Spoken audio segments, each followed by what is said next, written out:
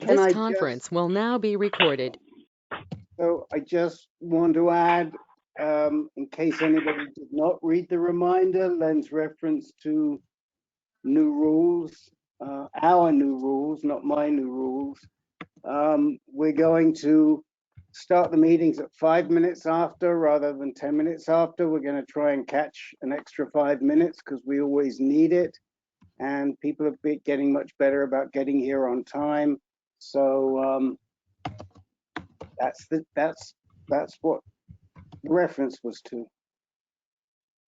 Okay, thank you, Rick. So this is the high risk, the Answer Cancer Foundation, ANCAN, high risk advanced recurrent prostate cancer support group, Tuesday, August 25th. And away we go.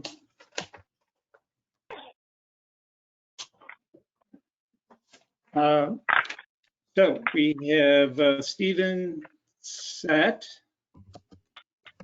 Stephen, how old are you? 67. 67. And where do you live, Stephen?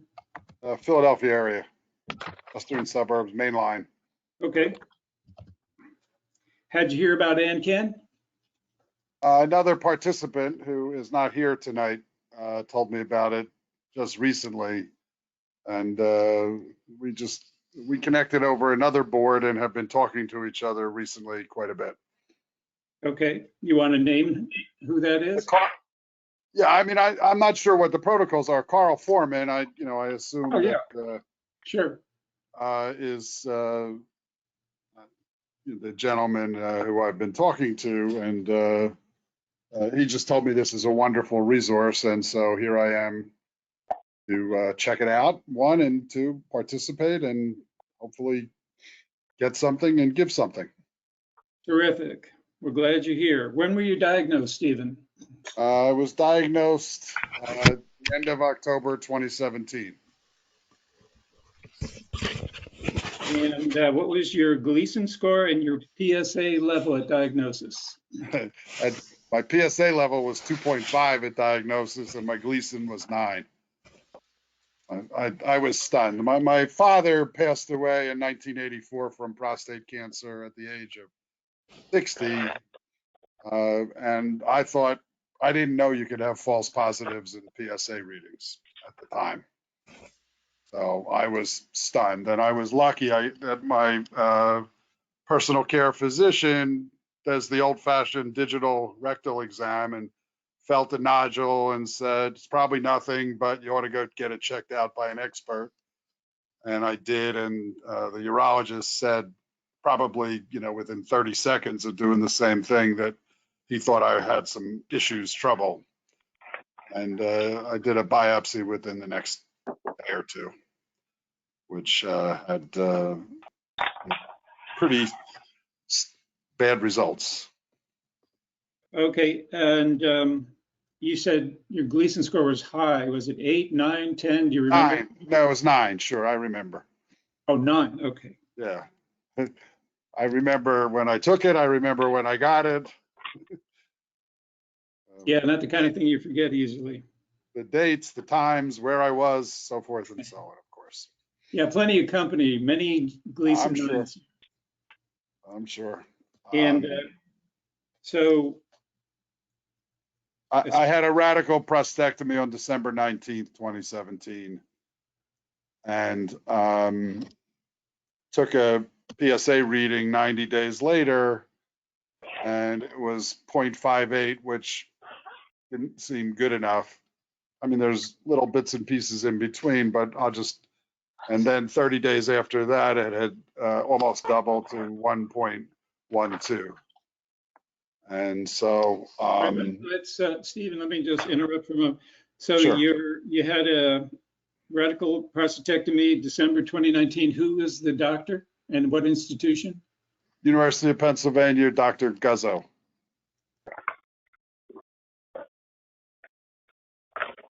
Okay. And so you're currently seeing a medical oncologist? Yes. It's sort of a long story, but I'm at Jefferson Hospital with Dr. Kelly.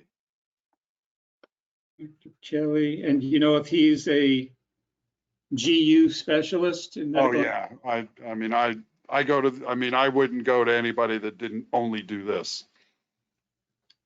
That's good. And I've seen, you know, I've had other second opinions at various times throughout this journey. Okay, so did you have any scans done? Oh yeah, I've had lots of scans done. Actually, I was being treated at Penn first, and my radiation oncologist there fought for me to get, even though I had a very low PSA, a flucyclovine PET scan, the Oxman scan, in 2018. And at that time, they were getting ready to radiate the prostate bed and lymph nodes because nobody knew what was causing my PSA to continue to go up. And there was no involvement there, but I did have 3 spots, which I ended up deciding to radiate those and then see if it would go away, not go away, or just stop for a while. And it did stop for about 6 months. My PSA went back down to 0.5 after the radiation. The radiation was before the radiation. What? What was it before the radiation? It had gone up to about 8 or 9 by that point. Okay, and so did they radiate the prostate bed and the No, pelvic region? no, we radiated T11, and I had 2 hot spots in the pelvis, and so they radiated in the pelvis. Lymph nodes. I'm sorry? Pelvic No lymph nodes, no lymph nodes, and nothing in the prostate bed. I mean, at this point, I've had annual PET scans, flucyclovine PET scans. Sorry about that. That'll go off in a second. I don't even know why it's down here. And I still have no tissue involvement or anything like that. I mean, I have multiple lesions throughout my bones at this point, 3.5 years later, but I have no tissue or lymph node, no evidence of tissue or lymph node involvement, I guess I should say. All right. So at some point, I imagine you were put on hormone therapy? Yeah. I guess I'm trying to think. Yeah, early in 2019. And I was put on Zytiga, prednisone, and I get a monthly Pharmagon injection. Right. And so how you doing with the Pharmagon? Have you gotten, do you get the typical injection site reaction, PETs? Yeah, I mean, the truth is that some months are worse than other months, but by and large, it doesn't bother me. My thermostat doesn't work as well as it used to, but by and large, I can't say that. I talk to a lot of people who have much stronger reactions to it than I do, and I didn't switch to Lupron because I was comfortable getting, I have no problem going to get the injections, and I didn't have much reaction. I figured it seemed to be a winning formula, like, let's stick with it. And over 2 years later, I'm still taking the monthly injections of Pharmagon. Zytiga failed eventually after about 15 or 16 months. Okay. In case you ever do get tired of Pharmagon, there is an oral LHRH antagonist called Orgovix. Okay. Yeah, so it's a good substitute for Pharmagon if you can't take it anymore. Right. Well, so far that has not been an issue. Okay. Just tuck that in the back of your mind. Yeah, I will. Did I hear that this is being recorded? So yeah, I will be able to get either a transcription or a copy of the recording. Yeah, it'll be on YouTube. It'll be posted on YouTube in a few days. Oh, terrific. Wonderful. Let me just say, in terms of the recordings, we post them on YouTube, but we prefer that you register for our blog, and we send them out on the blog. Oh, okay. If you notice, you'll find our blog on the ancan.org blog page. I think I saw it. I'm not. I may have already registered for it, but I'm not sure. I'll check. Do we have your email address, Steve? Or if not, if you put it in. Yeah, I got the meeting invitation for sure. Oh, okay. So you're on our base. Great. That's great. Sorry. Go ahead. Okay, so Stephen, I just want to circle back to something you mentioned earlier. Make sure I understood you. You said something about your PSA was only 2.5, and you didn't know that it was possible to get a false PSA reading. So was it indeed 2.5, or was it something else? No, it was 2.5 for sure. I got my PSA.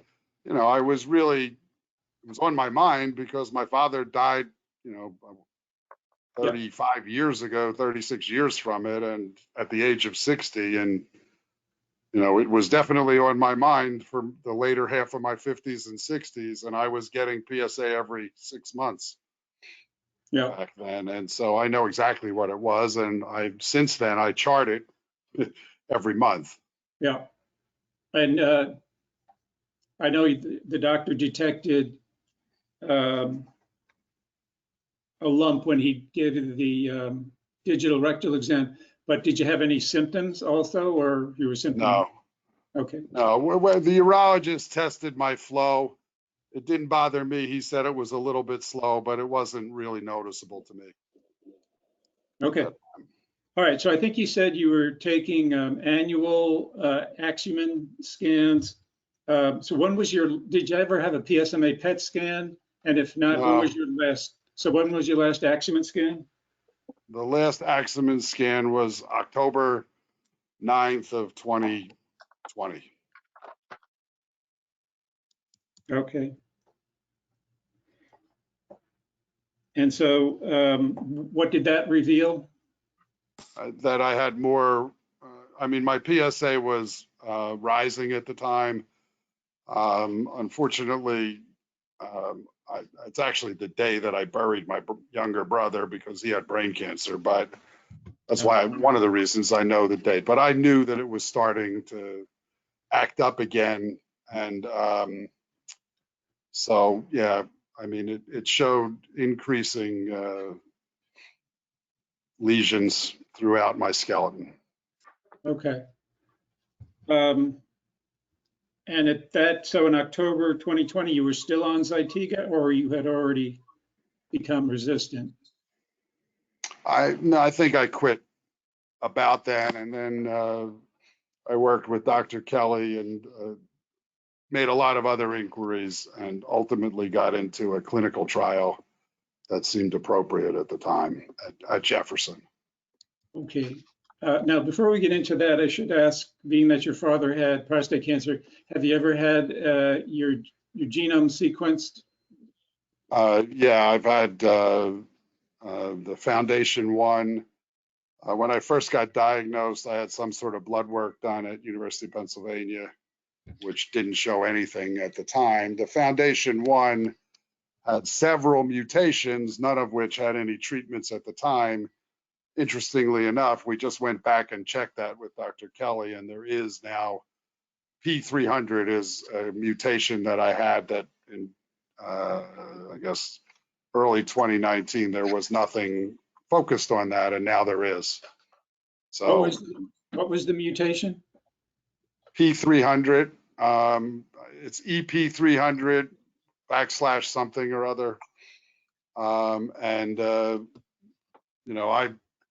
I flunked out of the clinical trial I was in at the end of June and had pretty severe pain in my back and neck, and have been focused on treating the symptoms up until last week when I finished radiation therapy. And I feel much, much better, but I haven't really focused on treating the disease yet with Dr. Kelly. We talked about it last week, and there's 4 or 5 different options to consider, but he wants me to just enjoy feeling good for a little while before we focus in on what we're going to do next. And strangely enough, in the last month, my PSA came down a little bit. Great. From 130 to 95. Okay, So that's good. who knows what the heck that means yet, but we'll see. The clinical trial, do you recall what the? Sure, AMG 509. All right. Ah, Oh, a bite. Yes, a bite, and it was a weekly transfusion, and it seemed to be holding things stable for a little while. Then it rose a little bit, and then it was stable there. But I actually kind of, through the last 2 or 3 months that I was doing it, I felt uncomfortable with stable. You know, my history's always been that it's stable for a while and then it starts to go up, and I just got nervous about it. And then ultimately, you know, now that I don't have pain in my back, I sort of realize how much it really hurt during that period of time. But I didn't really have, you know, it's obviously there's a lot of inflammation that they're worried about when you get that infusion, and I really didn't have too much difficulty with that. The first, I guess, 3 times that I got the transfusion, I had to stay in the hospital for 48 hours. Then the next 2 or 3 times was 24 hours. Then for a while, they keep you in the chair for 4 or 5 hours after the transfusion. And by the time it failed, I was just getting it and leaving. And then when they increased the dosage once, which seemed to make it a little bit more effective, but they wouldn't increase it. They are starting people on larger doses than I was getting, but they weren't increasing it. I think there was some cytokine reaction syndrome for some of the people that started at the higher doses. It was handled, but I think that they wouldn't let me go up to another level. So it hurt too much. I started with steroids, and they, you know, at that point they wouldn't let me continue, the sponsor. right. All right. Any other therapies? Any chemo at any point? I have never taken chemo. No. Okay. It's one of the things, you know, we're considering now. And I still get treated by the radiation oncologist at Penn and talk to somebody over there. But Dr. Kelly, it seems to have all the good clinical trials related to prostate cancer in this area anyway, and is very well connected with the Prostate Cancer Foundation and gets a lot of support from Michael Milken and the PCF. Right. So, and Penn doesn't seem to be as well connected in this particular area. Stephen, do you have any specific questions for the group before I turn it over to them? Not yet. I mean, my intention really was to sort of observe and see how the group dynamics, and there's 5 things I'm considering, but I don't really want to overwhelm or take up everybody's time right now. Perhaps next time I'll prepare and maybe have a little bit more specific information. Chemo, and I'll just say that the P300 that I mentioned is one thing to consider. Docetaxel is another thing, the standard of care. And then Dr. Kelly has spoken with me to Dr. Tagawa at Cornell Weill, and there's a couple things over there that might be interesting to me. For me, I guess I should say. Okay. PSMA related things that he's doing. So. All right, thank you. I'm going to ask the group here if they have any questions or advice for you. Rick, would you like to start? Yeah, I'm just trying to absorb it, and I think the biggest question that is a puzzle to me is that you haven't been through chemo yet. One of the things I'm sure you know pretty well is that high Gleason, I'm assuming were you a 4+5 or a 5+4, Steve? 4+5. Yeah. One of the things that is a big red flag is a low PSA and a high Gleason. Yeah. We know that that's a sign of disease that is probably morphed. and it's likely already on the way out of the adenocarcinomic theme, and so treatment is going to be an issue.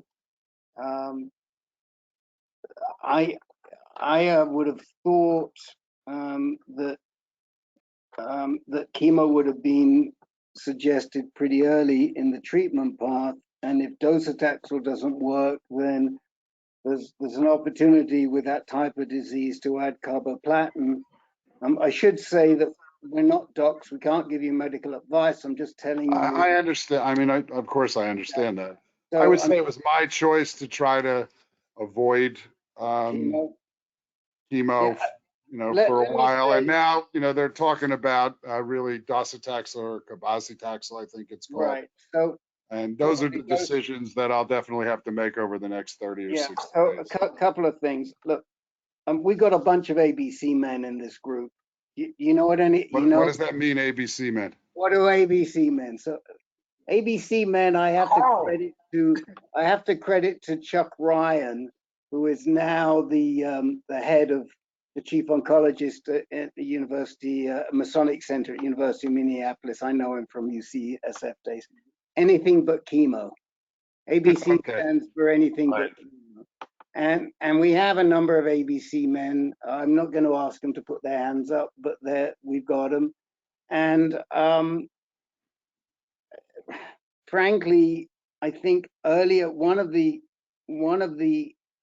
changes in the treatment of prostate cancer that I've seen since I've been involved in this, going back to 2007, is the much earlier use of chemotherapy. And I think that there are significant benefits in most cases to introducing chemotherapy into the treatment regime earlier rather than later. Now, that said, there are many trials right now, granted not the actinium-225 that Carl's on, but there are many trials that require that you do chemotherapy as a first line of treatment. And that's certainly true with all of the lutetium trials and the lutetium managed access trial. So you may get a really good result from docetaxel, and you may even want to talk to your doc about, would it be worth introducing some carboplatin based on the type of prostate cancer I likely have, knowing that you were a 2.5 Gleason 9 originally.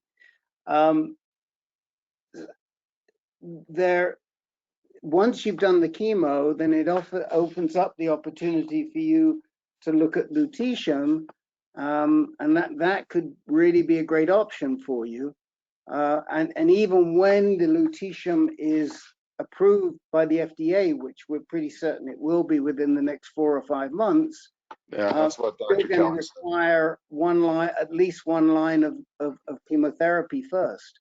So the sooner you get it out of the way, the quicker you're going to be ready to consider lutetium. In the interim, there are lutetium managed access trials available, but they're all going to require at least one line of chemo. So that's, I'll let some other guys give you some. Noted. Thank you. Sure. Thank you. I'll jump in. Yeah, I would echo what Rick said. I mean, I've been through chemo. It wasn't great, but it worked. And so the question is, why not do it? Clinical trials are clinical trials because they have no clue whether it's going to work or not. Understood. Right? Obviously, I now know that firsthand, but I understood the risk going in. No, it's not so much the risk of a clinical trial, but it's also, here we have, according to what our prostate cancer treatment guidelines, the first line of treatment for metastatic prostate cancer is chemo or ABI or one of the other second generation anti-androgens. So my sense is, and you go with what's proven to work rather than taking a chance on, jumping from one thing to another where, you know, AMG 509 looks great to us. We all think that bites and the theory of bites is just phenomenal. Some people are And doing quite well on it, but not me. exactly. But the point is, most people do quite well on chemo. Understood. I mean, I will say there's some emotional baggage. I've been a caretaker of a lot of people throughout my whole life, and I really just feel like chemo is declaring war on every cell in my body, and I was hoping to find something more targeted. But at this point, I'm not 100% there yet, but I'm darn close to 100% at docetaxel. And probably moved a few percentage points, or maybe more than a few, within the last 10 minutes. I mean, you could say chemo attacks. You could say chemo attacks all the cells. It does, in theory, it does.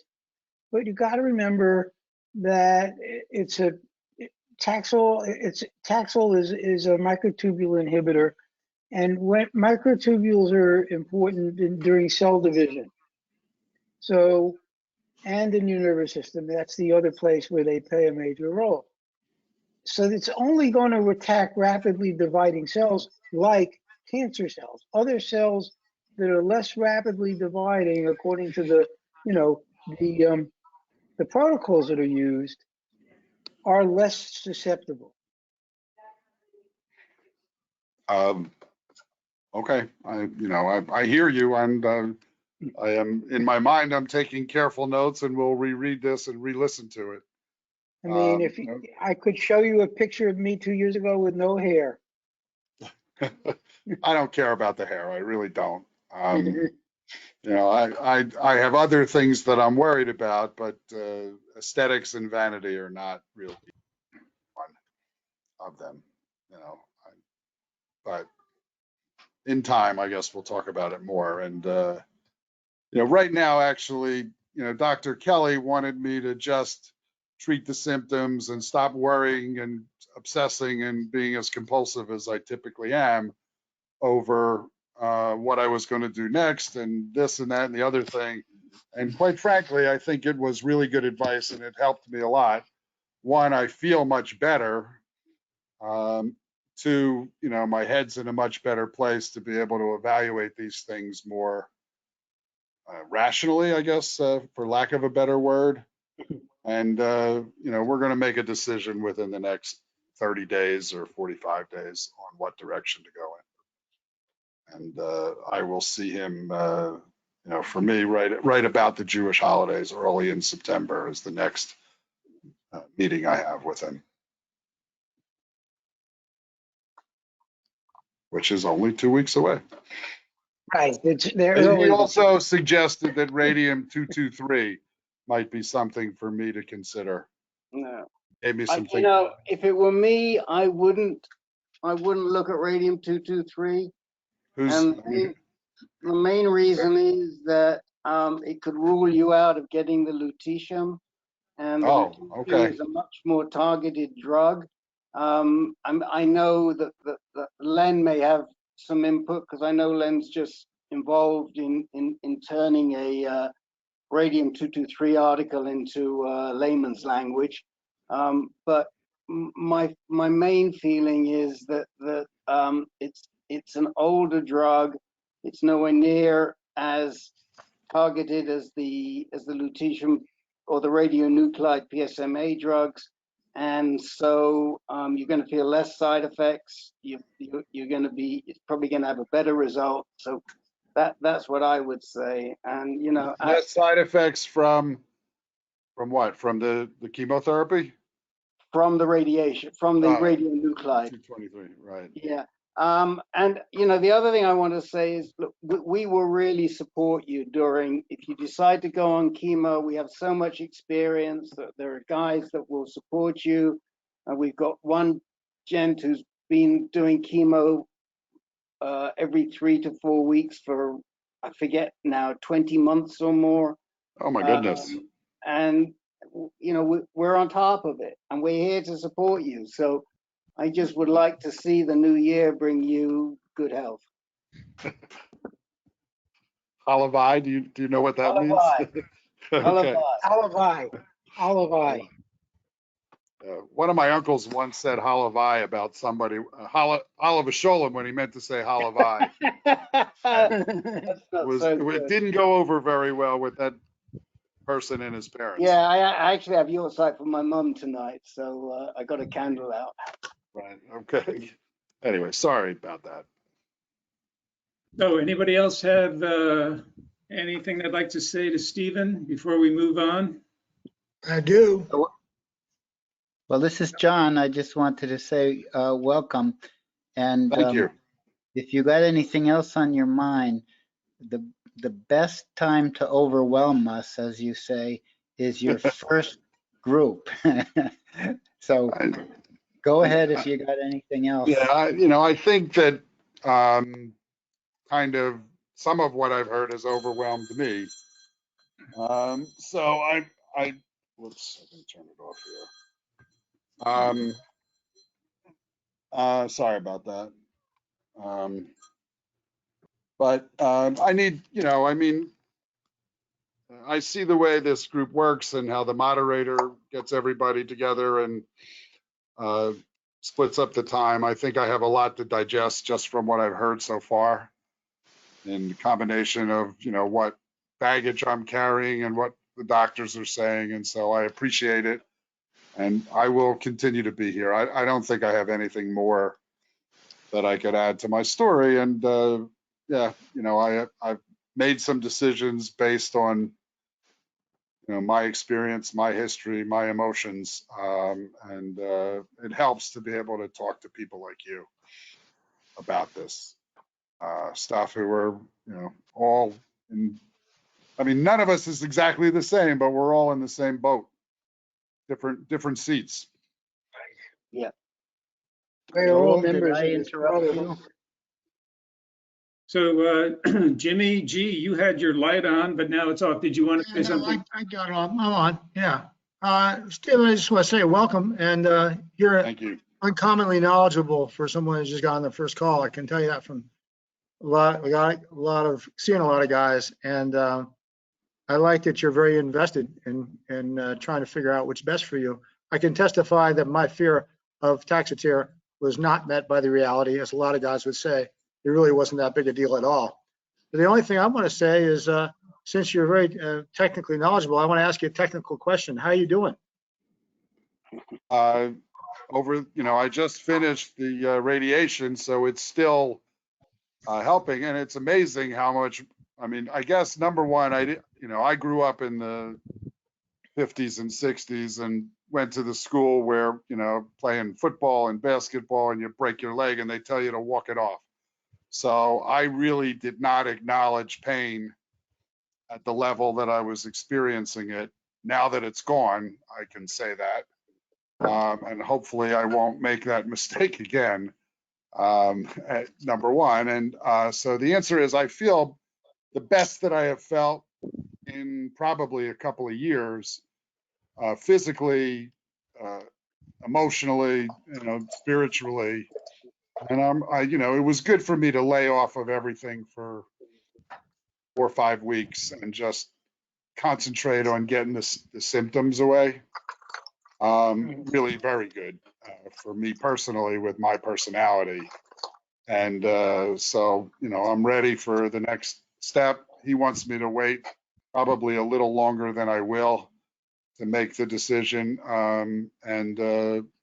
Nobody really pushed me hard towards chemotherapy. I think, to their credit, they recognized, what was making me tick for the time being. It may not have been the right decision, but, it was right for me at the time. So I'm okay with the decisions I made, and I made them, pretty well, pretty self-aware and pretty aware of what the risks were for what I was doing. Notwithstanding that they probably turned out to be the wrong decisions. So just a couple of quick things, Stephen. One is that we do run another meeting called Speaking Freely, which is a meeting to talk about everything except cancer treatment. It's for men with cancer to talk, men only with cancer to talk about everything except treatment. And you might find that useful to attend that. There's some really good discussion that goes around. Secondly, I just checked on the database and I don't see your name. So I don't know how you got an invitation, but we're very, very glad that you did. But if you can give me your email, you can, if you're happy for everybody to get it, put it Yeah, in. I have no problem. It's basically my first initial and last name. So that's S Salt. It's SAF as in Frank, T as in Thomas, and it's at spinrad.net. So that's S as in Sam, P as in Peter, I, N as in Nancy, R, A, D as in dog.net. Okay. I think I just got I think I misread. So I read your name as Salt, but it is Saft. Saft, S-A-F-T. If anybody Okay. speaks German, it means juice in German. Yes, I speak some German. But my eyes aren't good enough. I'm reading that F as an L. Okay, so maybe you are in after all. And the third thing is, Larry Fisher's been on steroids on that keyboard. Larry, would you like to, is there anything that's on your mind? No, I think he basically covered everything. I'm glad the quality of life seems getting better at the moment, and hope you're able to be active. I don't Yeah, want to well, covered everything pretty much. I don't work out for the last couple of months, except I did about 20 minutes on my elliptical machine yesterday. And I'm going to try to do with moderation. I've worked out since I'm 12 years old. These 2 or 3 months that I haven't is the first time in damn close to more than 50 years probably that I haven't worked out. And I miss it very much for my head, but it's good to feel better. And had a week's vacation with my 2 kids, their significant others, and my granddaughter in the meantime, right before I started the radiation. And yeah, my head's in a good place, considering everything. You have boys? I have one son who is 32. You might notice, by the way, that I'm in a recliner, and I work still as a recruiter, and I set myself up with a zero gravity work environment and entertainment in my downstairs office. That's been very helpful also. I started to really dread getting in the chair because really sitting became the most painful thing for me. I couldn't really stay sitting for an hour and a half for the last 4 or 5 months. Well, the only thing I was going to say is certainly at 35, I mean, it wouldn't hurt for him just to get a PSA blood test right now. I just had one last Thursday. No, your son. Oh, Okay. Really? Yeah, so they would say 32. older. They would say probably with your history, get a baseline at 35. Doesn't hurt to get it at 32. He doesn't have to have a DRE, but at least he's got a baseline. And then he should probably check it again in a couple of years. It's if he had, God forbid, the same disease that you have, he's not going to see much in his PSA. He's going to have to be prepared to do a DRE, but you need to get him tracking. He's got to get it into his head, because we nail it early. We're gonna. I think about it, and I guess was worried. He's going to be 32 in October, and yeah, it's definitely on my mind, and Okay. it wouldn't hurt to make sure it's on his mind. Okay. Stephen, zero gravity work environment. I'm sorry? What is a zero gravity work environment? This is a big overstuffed recliner, and as I push it back or go back in it, my feet are about the same level as my head. It's not 100% zero gravity, but it's taken all the pressure off of sitting on my pelvis and my back. So it's a non-vertical work environment. Yeah, and I have several screens set up and keyboards and the laptop I upgraded and so forth, and there's a television over there, so yeah, it's very comfortable and it's been very helpful. And I've been much more productive over the last month and a half than I have in quite some time. Obviously, I mentioned that my brother went from diagnosis in January to the cemetery in October with glioblastoma last year, and at the age of 60. And it was a tough year for everybody, but I think I had a little extra. Yeah, we actually had a really good brain tumor group, and it got stolen from us by the National Brain Tumor Association. Oh my goodness. Okay. So That's it's a long story, and I'll tell it you sometime as and when we talk. But what I was going to say is, if you happen to feel like doing any volunteer nonprofit recruiting for us, we could use a couple of extra people now. Okay, I actually noticed that you had a job posting on the last email. Yeah, I keep our fingers crossed. I think it's that one's solved, but we're still looking for at least one more. Okay. But thank you. I've been rebuilding the team. One, and I'll be glad to help. Number one. By the way, I guess the note was written by Len, who said something about Dr. O, who I did go to see, I think in 2019. And he kind of yelled at me for not doing chemo, not doing the ADT quickly enough. Not really yelled at me. I'm exaggerating by a lot. So you never went back? No. In the end, basically I went to Sloan. I went to Mount Sinai, where he is, and ultimately they all decided that Kelly was the right guy for me in Philadelphia. And to take these things every month, I had to have somebody in Philadelphia. Okay. So, Len, I think we're pretty much wrapped up with Stephen, and we know we'll see you again. I'll be back for sure. Thank you. Could we talk to John Ivory next for the benefit of Dell? Because Dell has to leave at 6:10, and what John Ivory has to say has a direct bearing on what Dell wrote to us, to the organizers, the message Dell wrote to the organizers. Yeah, absolutely. I was going to go to John next and then Dell as it is. So go ahead, John. Yeah, I'm not aware of the email you're talking about. For me, I went to see, so Alicia Morgans was my GU med onc. She moved to Dana-Farber in Boston. I'm now seeing David Vanderweel, and had my first appointment yesterday, and there was like a completely different diagnosis almost. When I saw Alicia Morgan, she said I was going to be on ADT the rest of my life, and we were worried about a 2-centimeter soft tissue mass that was still in my pelvis. The first thing Dr. Vanderweel said to me is, my question to you, are we going to do this indefinitely, or are we going to pause this?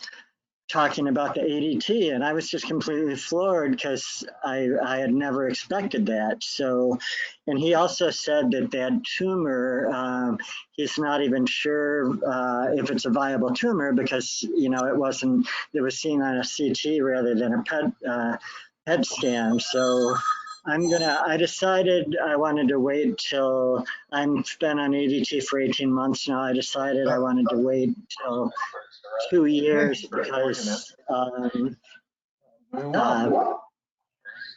not sure if there's Rusty.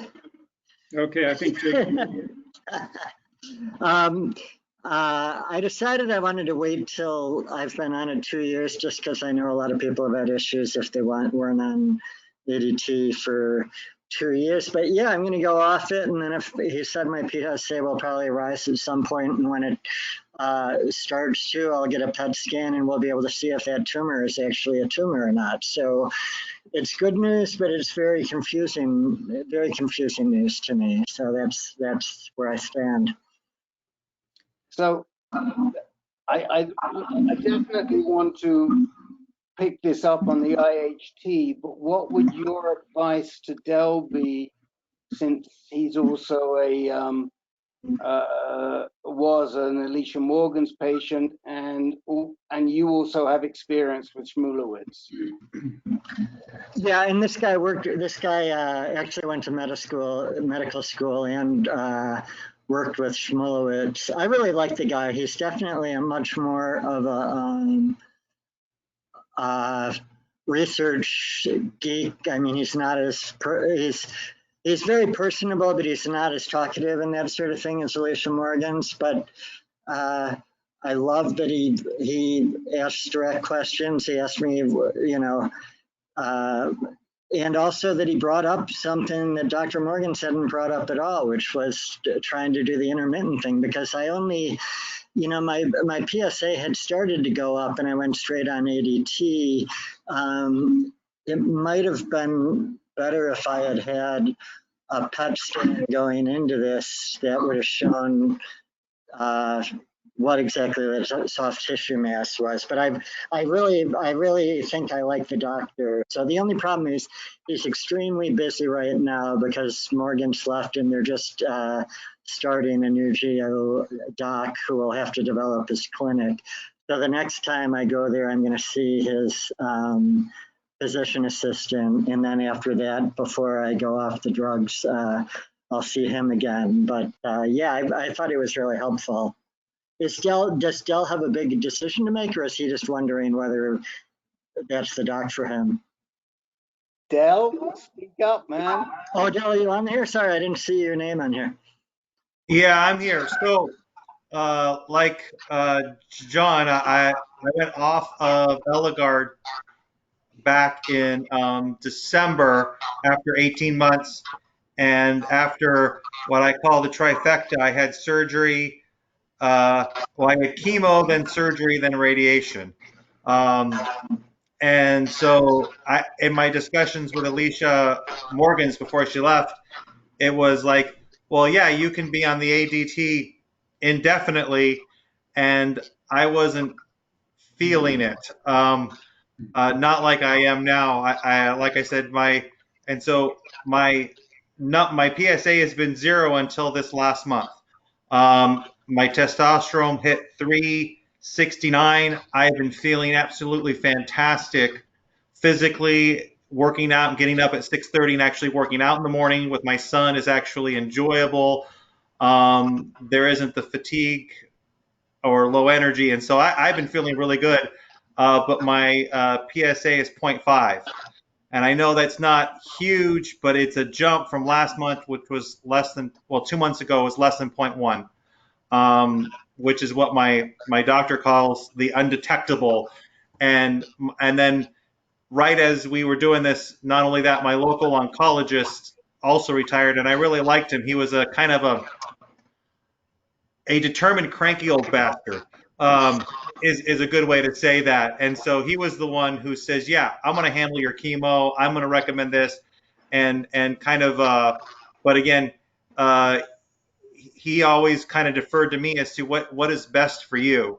And so he agreed with Alicia. I mean, you're right. You could be on the ADT and you won't know anything is wrong until it's something big where everything is hormone resistant and stuff like that. So I guess my question is what's next? Because my local, I mean, there is not a local GU-onc, and I was not impressed at University of Iowa when I went there the first time.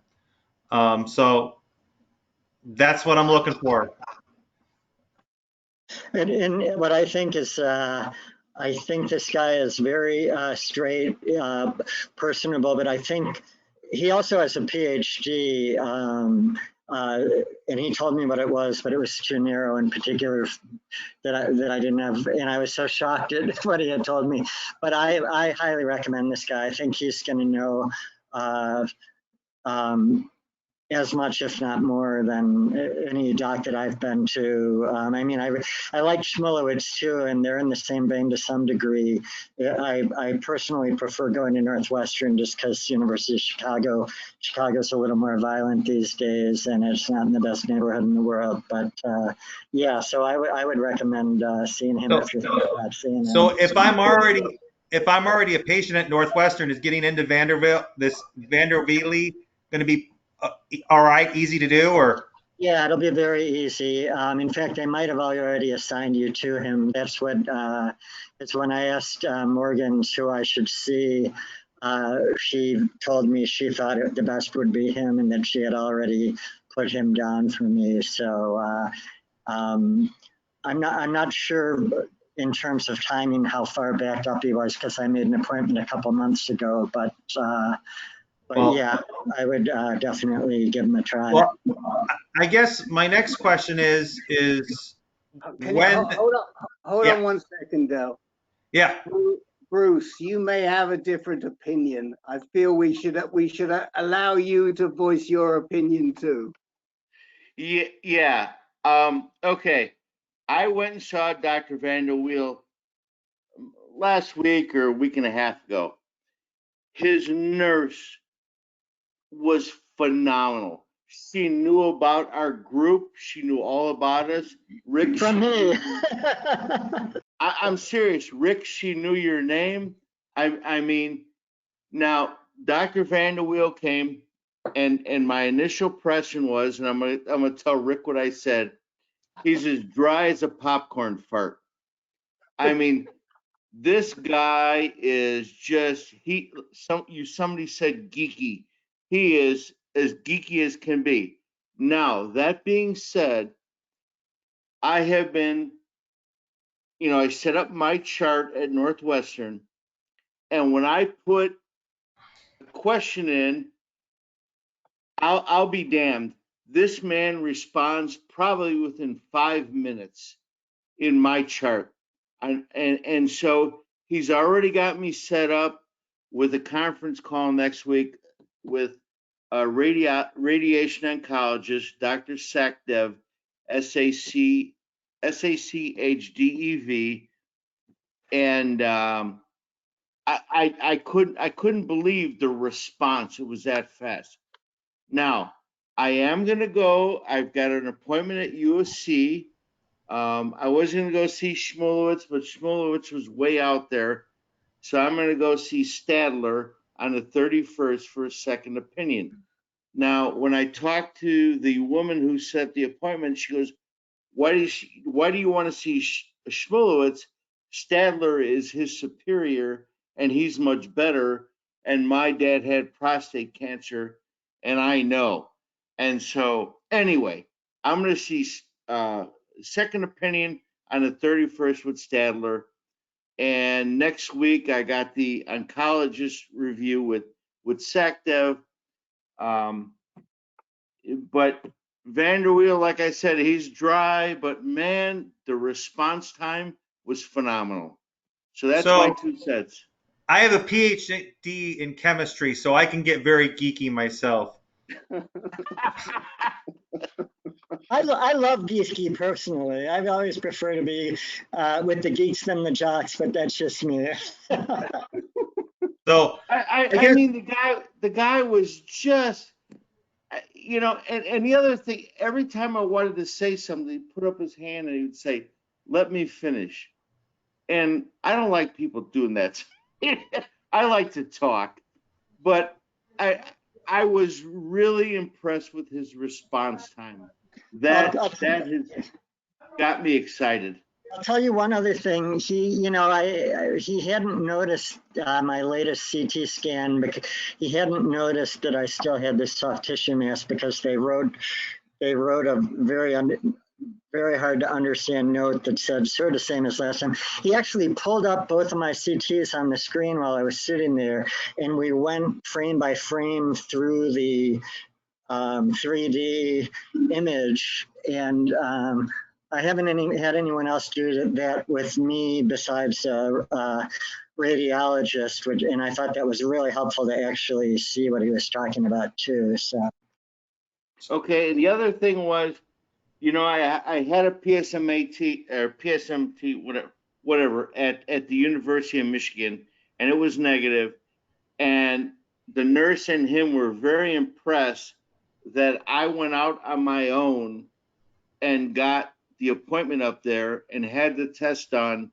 And they are now doing it at Northwestern. It was a week or so ago. He says, yeah, we started 2 weeks now. And it's not the gallium, it's the other one with the F, whatever, fluorine, whatever. You know which one. One of you guys will. Rick, you'll jump in and tell me. PYL. Yeah. Yeah. So- So they started doing that test. All right, guys. I'm sorry, guys. I've got to get going. I just had just a quick question. So I see my local oncologist on next Friday, and I'm wondering what sort of test should I be asking for? Should I just be asking for a CT and a bone scan at this point? Or should I, if it's just been 2 months since my last PSA, are they not going to find anything until my PSA is higher? I guess I'm gonna try to get into Northwestern as soon as I can, but I guess that's my question. What do I do at this point with a 0.5? Like I said, I had chemo, radical prostatectomy, radiation of the pelvic region, and so like I said, the trifecta. So, and now 9 months after stopping Eligard, my PSA is up to that 0.5. Well, if you can get PSMA PET scan, do it. That's your best shot with such a low PSA. Yeah. Okay. Hey, Mr. Dell, talk to Vanderweel. Like I said, they just started doing the PSMA test and see if you can get one done. Like I said, I did mine about 4 weeks ago at the University of Michigan before anybody in the Chicago area was doing it. And honestly, it was a pleasant experience. Okay.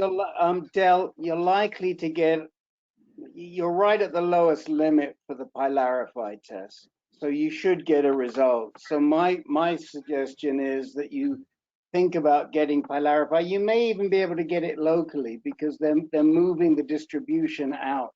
The biggest issue is getting somebody knowledgeable to read it. So if you get a Pylarify test, Vanderwheeler can always read it when you get to see him.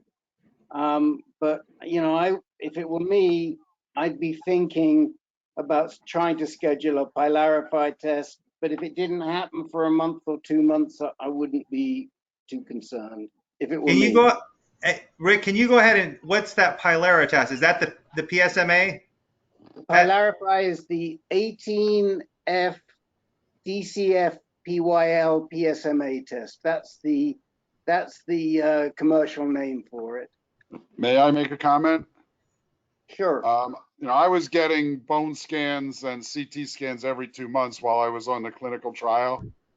And as my pain increased, the bone scan, the nuclear bone scan, which frankly, I don't see the value in it at all with what we're dealing with here because it didn't show any progress on my metastasis because they weren't growing in mass. They were getting more intense. They were sort of growing in. And that's why my spine and vertebrae started to hurt. And it seems to me that, you know, I mean, I got the flucyclovine early on in early 2018, and I've had resistance with Sloan Kettering at, several Johns Hopkins. I don't remember whether Dr. O, that the older, not the older, but the traditional doctors didn't really like the PET scans, which I think saved me a year in figuring out or more where I had a problem.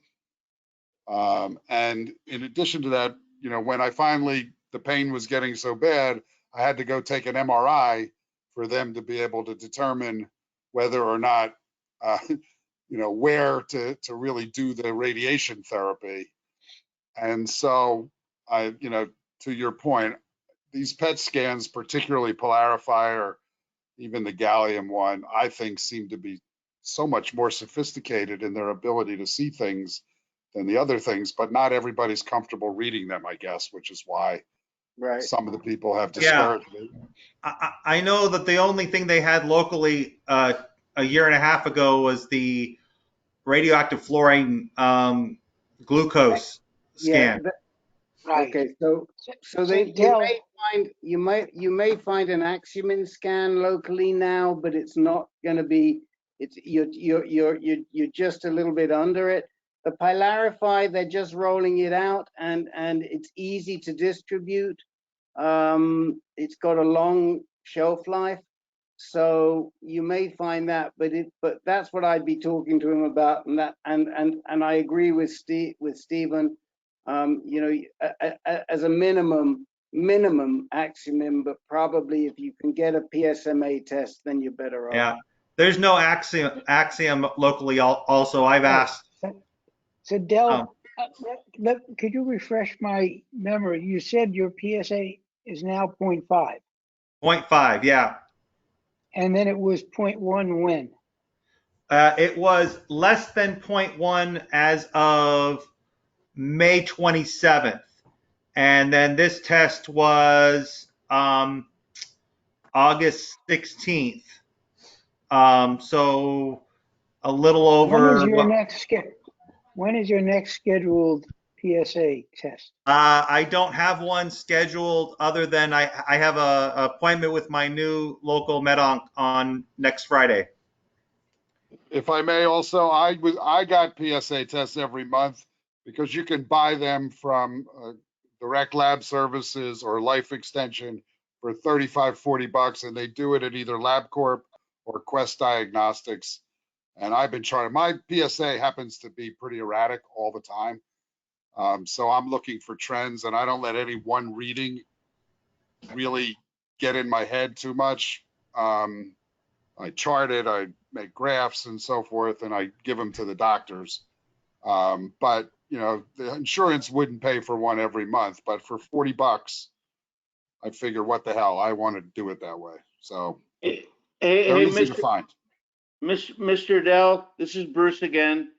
I go to Northwestern. They do Oxymin, and as I told you when I went there last week, Dr. Vanderweel said they just started doing PSMA 2 weeks ago, and it's a Fluorify or whatever. So you know him, you're talking to him, get it done. Yeah, I'm just I'm about a 3-hour drive away. I'm in the Quad Cities. And so for me, it's 3 hours to Chicago, 5 hours to Minneapolis. Yeah, I got you. And so locally, there's nothing locally. In fact, I had a hard time finding my med onc that I really liked, and then he retired. So I gotta go, guys. Like I said, scouting is. Yes. You got us, but you got us in the Quad Cities. That's what you've got in the Quad. And that's what I've got. I've got you guys. Absolutely. Boy Scouts is calling. Okay. Bye. All right, John Ivory, can we get back to you for your PSA, your public service announcement, that is? Oh, yeah. So we have our good friend, Dr. Mark Perlow, and he does fertility treatments. He had a patient, Shelby Hofer, that actually put together a one-woman show about her treatment and her perspective, and it's really interesting. It's called High Risk Baby, and we're going to talk to her. Rick and I did a pre-interview today, and she just has a fascinating story. So if you're around tomorrow at 10:30 Eastern, 7:30 Pacific, or after that, we always post them on YouTube, and you can see it at the ANCAN site, solo-arts-keel at the end of ancan.org. Yeah, but what I really would like to do is ask the guys on this call what their thoughts and their reaction to the opportunity for John to go on intermittent hormone therapy. Because this came as out of the blue for him. This is what we're hearing. There's a lot of us, not me, thank God, I'm very lucky. But there are a lot of you who are doing intermittent hormone therapy. What can you say to John about intermittent hormone therapy? Anybody? Well, let me take a stab at it, Rick. This is Dennis. I'm just coming off of a little over a year with the intermittent hormone therapy. And the only thing I would say, it really helped.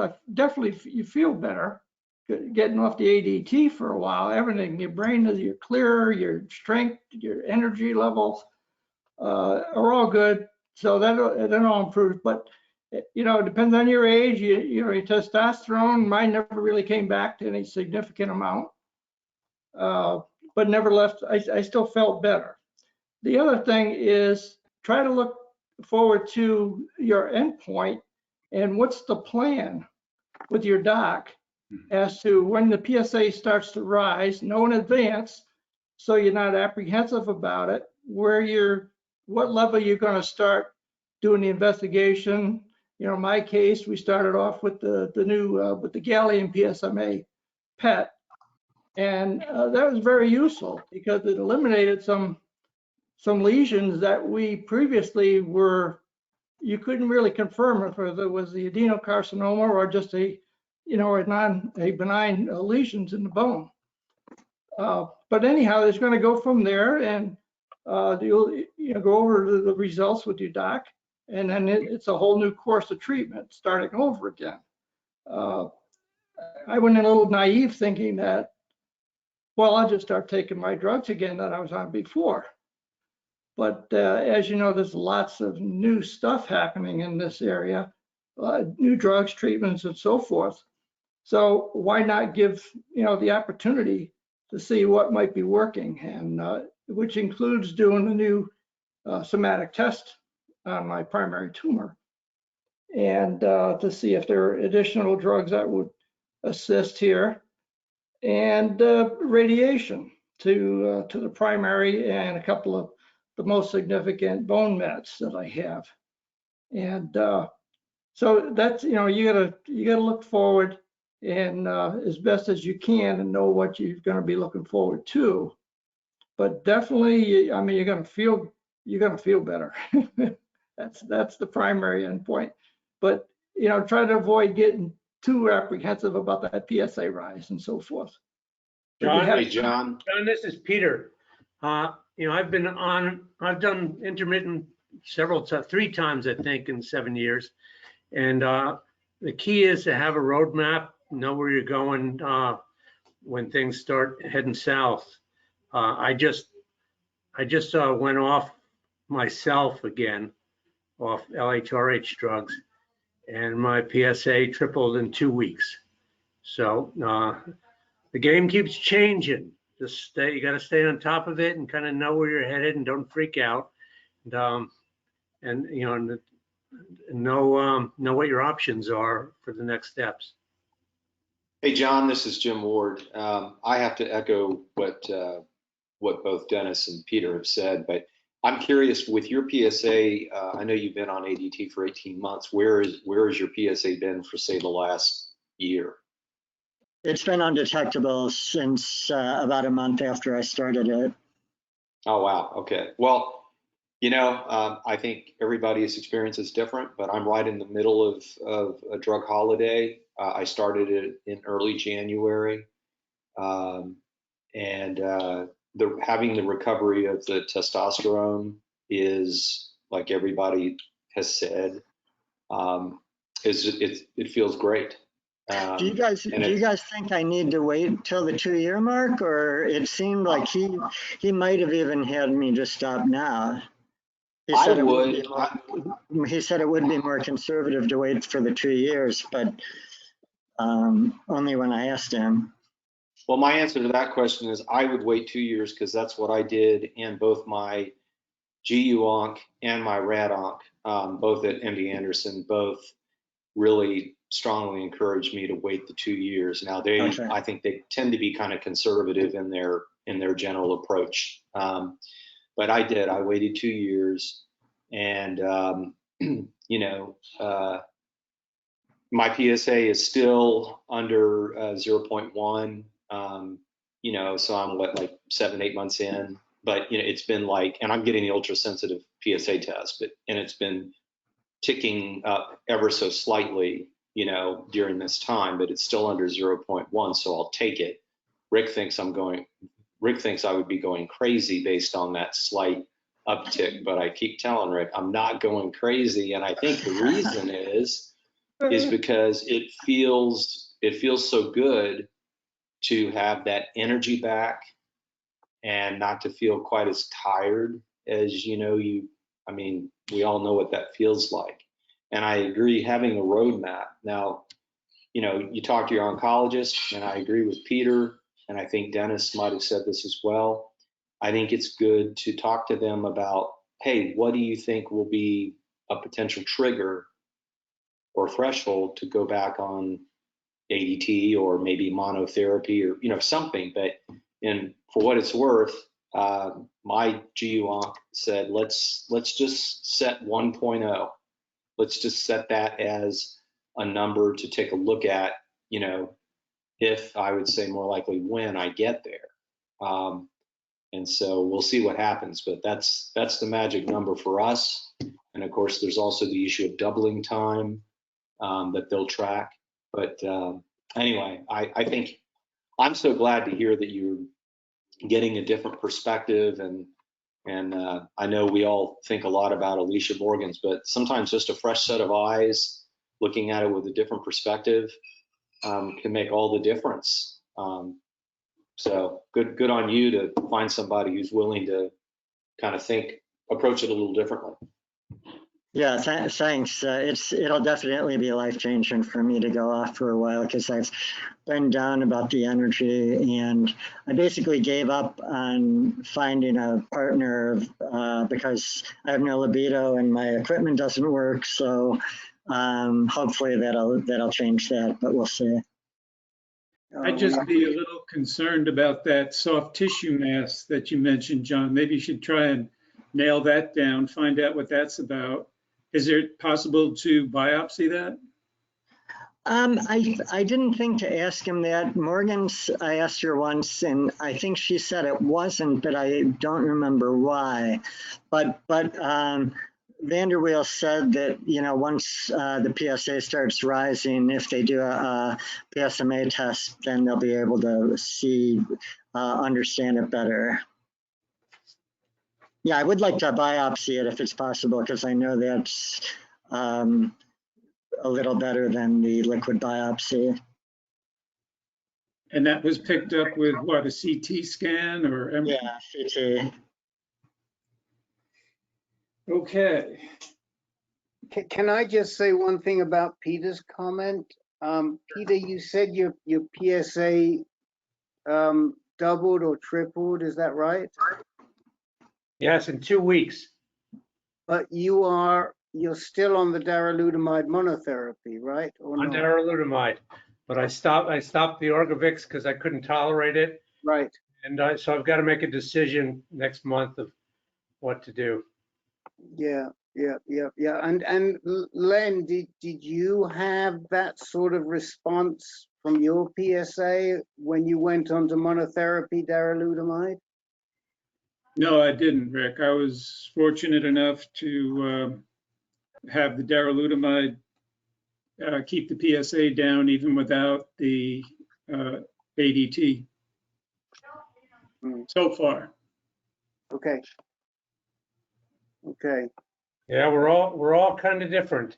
Every Yeah. one of us has different sensitivities and reactions. It's amazing. Yeah. So I just had a CT scan, as a couple of you guys know, just a few days ago.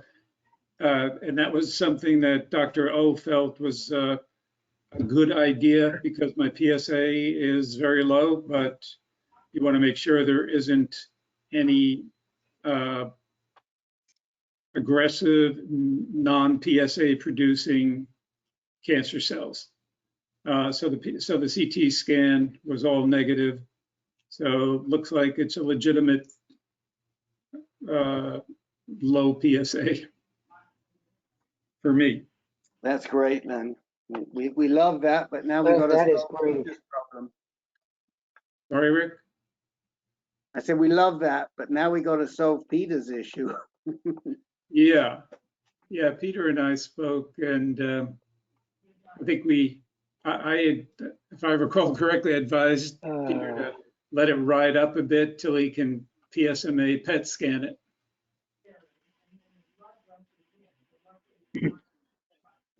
Well, thanks everyone for the advice. I appreciate it. All right, guys, we're going to move on to, let's see, Carlos.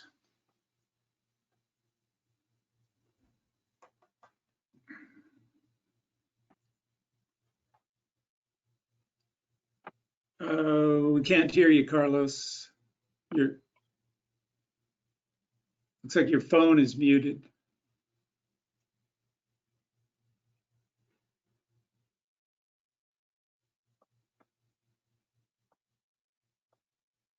We may have muted the phone. We may have to take Carlos off mute.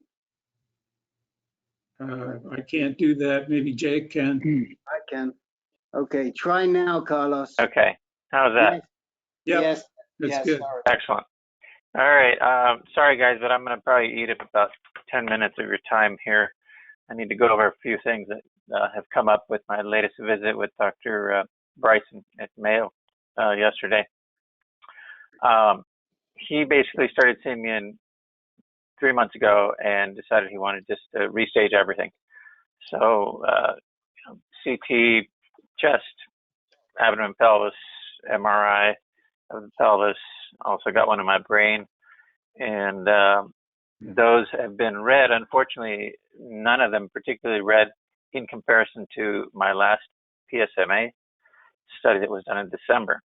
And so when I went back and asked different radiology folks to do that, they just would give me an additional piece of information, but not completely overread it. So on the agenda is to have Mayo look at that gallium-68 study and say what's new and what's not, because right now it's fairly confusing. Dr. Bryce's initial take on this is that I had progression of disease. He is basing that on something that he's seeing on one of the CAT scans. But when I go back and reread them, I'm not quite sure what he's getting at. My PSA in beginning of July 2nd was 0.2. That's been my nadir for the last 3 months. And on the 16th of this month, it's gone to 0.3. So at this, I look at that and say, we don't have a trend yet. Let's see what it is in another month, another 6 weeks. Then we know something a little more useful. His feeling is, no, I've got enough on a change that I see that I think you have progression of disease. Now, for comparison, the group can understand here. I had a gallium-68 PSMA study, PSMA 11 done at UCLA last summer. And unfortunately, that's the one that everybody's been comparing to. At that time, I only had one spot in my pelvic floor and one spot in my hip. And I had local radiation treatment to that. But by December, my nadirs, dropped.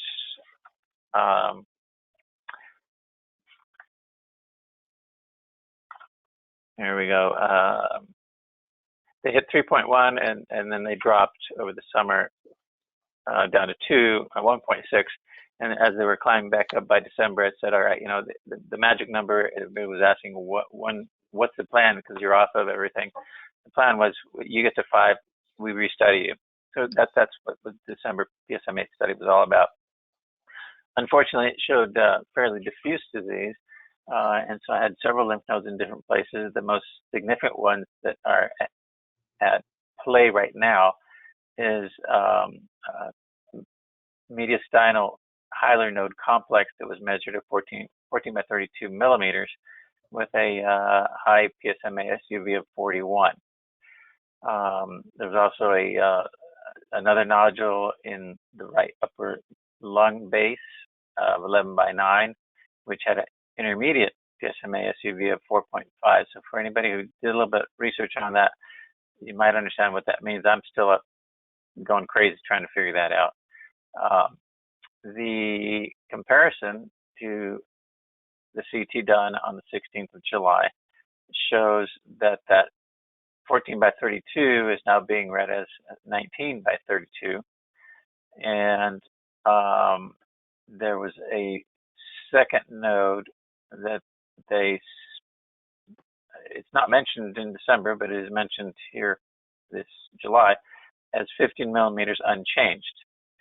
And the lung lesion that was 11 by 9 is being read as no pulmonary nodules or masses in either lung. So that's part of the story. The other part of the story, as I told you a couple weeks, 3 weeks ago or so, was that I had a calcification in my left ureter that turned out to be the best guess has been is that, well, you had radiation to that area when you had your lymph nodes radiated, and that's probably an area of stenosis that calcified, and why it's a 2 centimeters long segment. You know, my urologist says I've seen it once. My partner who did surgery on you, never seen it before, ran it by Dr. Bryce. He basically answered neither one way or the other that he'd seen it or not. And so it's like, all right, bottom line is that it was still patent until little pieces were breaking off, and that's when I got symptomatic, and it felt like kidney stones for about 3 weeks, and finally got it looked at when it was driving me crazy. In that process, by the way, that was removed with laser, and that's been clear. But as the surgeon backed out and looked around the bladder, they found a bump there. It turned out to be an 8 millimeter nodule that was weakly PSA positive when the pathology took a look at it. There are some other items that they comment on, all of which are negative, but don't mean anything to me. Bottom line is that that's being sent out to Caris to compare to see what they're finding that might be new. When I last had a Caris test, it was at the time of my recurrence in December. I had a lesion in my pelvic sacral area that was easy to get to. Took all that to Bryce. Bryce said, yeah, there's nothing there I see as a trigger. We're just going to ride this and see how you do on a straight loop run. So at bottom line is that his feeling is that you have now crossed over. You are now in a castrate-resistant prostate cancer grouping. And so I think it's time we start trying to do something different. And he would like to guide that based on anything new that comes up on Caris. There was a couple of items that I brought up one time, the LOH and a couple of others, and he wasn't real thrilled about those. He said, yeah, we might look at those and see how that comes out. My question to you right now, the group, is working with Dr. Bryce and saying, okay, I've made a conversion to resistance. What does that open up for me? And I'll sort of guide you through the questions that I posed to him. One was, okay, what about Provenge? And previous, 3 months, he was not a particular fan of it. He said, yeah, I don't see any problem with it, but if you get that, just know that we will quickly move on to something else after that. He says the standard right now would be to put you on docetaxel, which right now is a no-go based on my previous experience with it. I then said, okay, what about lutetium? He said, well, nothing doing there until next year, but you will get lutetium at some point. And then the last part of my question was, what studies are out there that I might want to be looking at now that I can say that I am castrate resistant and have a doctor to sign off on that. So a lot of information I'm asking for, but I'll take any information from anybody who has either had these treatments that I would like to talk to in more detail offline. And then my very last question is, when do I repeat a PSMA? Now, I can go back to UCLA and get the same study, gallium-68 PSMA 11. That is just a matter of me lining that up, because that's what they do there, and that's what my previous 2 scans have been. And that, my guess would be that would be the best comparison point at this time. So I will stop there and repeat anything you might still want clarified.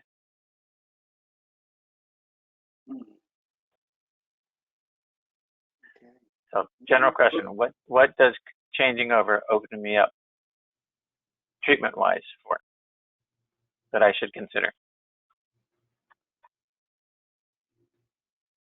Carlos, I think I heard you say that you were treated with chemo in the past and it didn't go well for you, so you're not interested in that again. Is that right?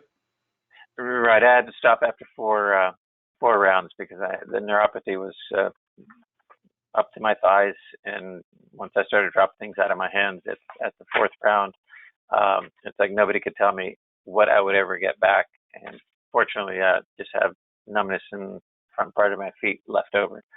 But yeah, that was one of those situations where, yeah, you do it again, you're heading the same direction, and now the question is there another option? And carbotaxol has come up, and I don't know that that's necessarily a better option than what else is available to me. So, did you just say carboplatin has come up?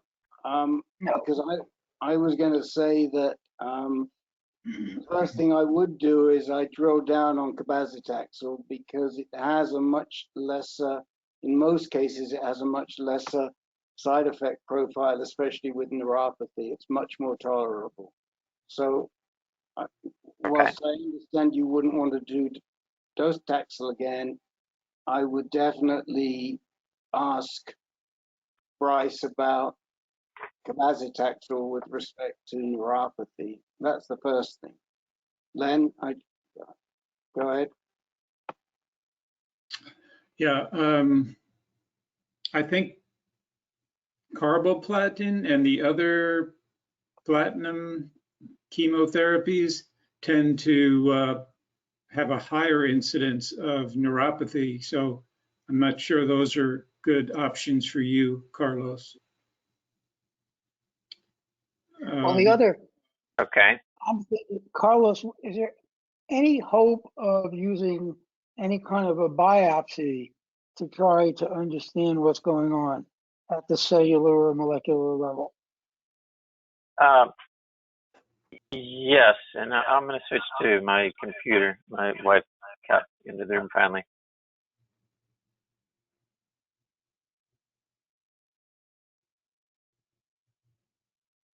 You're muted.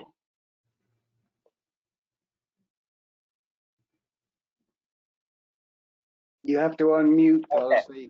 Hi there. All right, I'm not used to using the speaker just to keep it quiet. So yeah, no, my wife was interested to hear in some of these responses. She just got into the room. So one thing that just came up is that the platinum-based may or may not have an equal issue with neuropathies.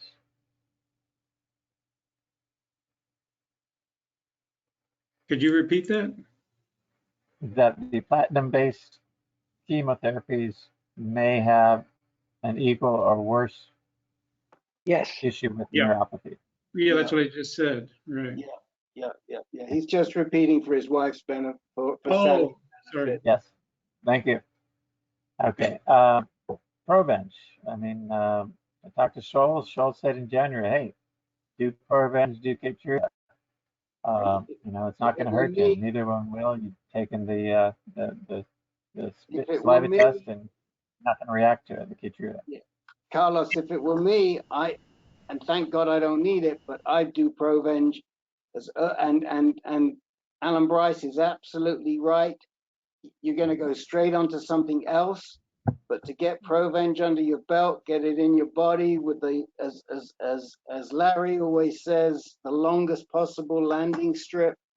That is the best thing for you to do. I mean, we don't know the impact of Provenge. We still really don't know, but we think it's pretty positive to stimulate those dendritic cells. And right now, none of the immunotherapy trials or uses seem to have excluded Provenge, so there's no downside on that side. And but we may not see anything hard in terms of what it's going to show, but I would certainly do it. But there again, I have so much respect for Larry Fong, that if he told me to jump off a 20-foot tower, I'd probably do it. But I really trust Larry, and he's still saying, he said to us in the webinar he did with us earlier in the year, he's still pushing the Provenge, and so I don't see it's like chicken soup. I don't see the downside to it, and it may help.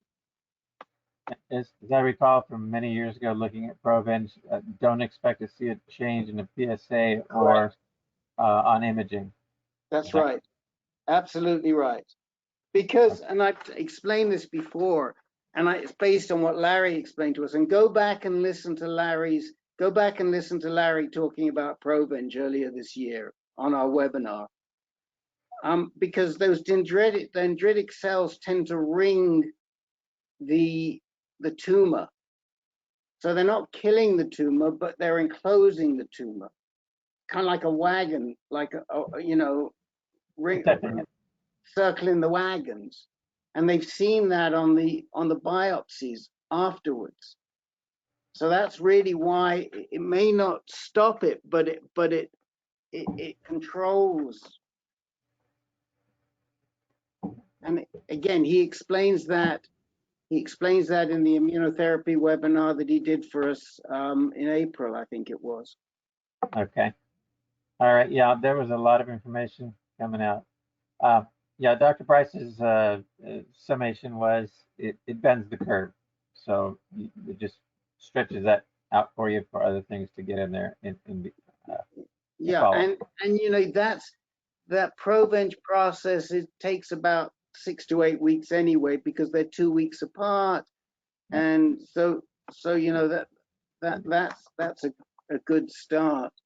I mean, the other thing is, right now might be the time to try and get onto darolutamide. I am on darolutamide.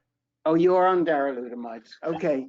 I wasn't sure if you were. I wasn't sure about that. Okay. Yeah. No, I mean, hearing about people going on holidays and being off those two, well, I was on Xtandi to begin with. When I went back on the Xtandi, it really took me for a loop. And after about a month, I said, "Hey guys, I got to get on the darolutamide." And it came from this group here, and I talked to folks about it, and sure enough, everything Len said, it's like, man, your head is a whole lot clearer. You may still have some tiredness, but you're not foggy, which has been a real improvement from that. So stay on those two, clearly. Okay. Carlos, it'll be interesting to see what the Caris report shows. For me, Caris bumped my my MSI from stable up to high, which put me in the Keytruda possibility. So I've got that door open now. Yeah, I had a carcinoembryonic done in December and January, and unfortunately, my MSI has always been low, and so all these things where is it of any benefits, like your numbers aren't showing anything. Well, it'll be interesting to see what they show this time, because as I said, my MSI was stable for quite a while, and then all of a sudden the Caris report came back as high. What does MSI mean, if I may? Microsatellite instability. Exactly what that means, I'm not sure, but when it's high, that means that certain treatments will work. So, as opposed to low. Herb, do you want to take a shot at explaining it? It means that there are changes in the structure of your DNA, so that microsatellites are parts of your string of DNA, and the fact that they're unstable means that you're getting DNA strand breaks, and you're getting combinations that are not beneficial. Len, would you agree with that description? Yeah, I mean, basically, it's an indication of genetic instability for a greater number of mutations, which is what you want to see for the checkpoint inhibitors. Right. You know, they work better with a high mutation burden, tumor mutation burden. Yeah, my CARE study basically ended up showing the genomic LOH, of which olaparib was one of the suggestions. At this point, you know, that was not really high on the agenda for Dr. Bryce. The garden ended up showing up FGFR2 amplification, responsible to one of the NIBs, and then a pica-3 amplification, but there are no associated FDA-approved therapies for that. None of those three were particularly exciting for Dr. Bryce, who's very well, very knowledgeable regarding all the genetic components. Unless, and that's the first time I ever had anything show up. Otherwise, it's just a simple PP3, item that everybody has who has cancer. If there's no treatment for that, you just can try to hold it off with whatever medicines are related to your particular type of cancer. Okay. Lutetium. I mean, I'm not sure how quickly I want to move to that direction, or should I be going there before we go other places, other medications? That's such a great question that you pose, and Dennis McGuire isn't on here today. So, because I would love to hear what he thinks about that. But my own gut tells me that the quicker and the harder you hit the prostate cancer with lutetium, the better you are.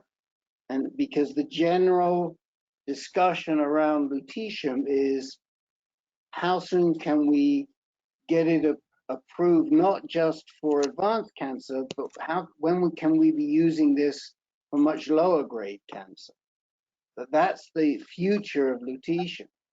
So, so I think that if you could get in to a lutetium managed access trial, I mean, like UCLA, I mean, I would be asking Schultz, one of the things you can do is ask Schultz to introduce you to Jeremy Calais at UCLA, Calais as in Dover Channel Calais, C-A-L-A-I-S, English Channel Calais. And don't ask me how, but I think they're the only ones in the country who are doing the managed access right now, and they've got capacity, according to Al Latimer, because he's had 2 sessions with them. So, you might want to open discussions through Schultz. They got Al Latimer into that lutetium PSMA trial in less than 4 weeks, from the time he started to the time he got his first infusion. Okay. And he has to go back there every 6 weeks. But it's not that hard for you to get from Tucson to Westwood is not a big deal, and right. And so that's a real opportunity. And it was Schultz that initiated that originally with UCLA. It wasn't us, because everywhere else we know is going to be further away, and they're not ready yet. Which I think is one of the things that was driving, Dr. Bryce. It's like, yeah, we're going to get it, but I can't tell you when. But when we do, then I'll offer it to you. But it's like, do I want to wait 6 months or longer? I don't. That's my question. Well, I would start. I would commit to the Provenge and get that in you, because that's not going to affect you with the lutetium. And I would open up the doors with Dr. Calais at UCLA, if it were me. Okay. All right. is it of any value at this point to repeat a PSMA? To have a baseline as to what is active disease and not.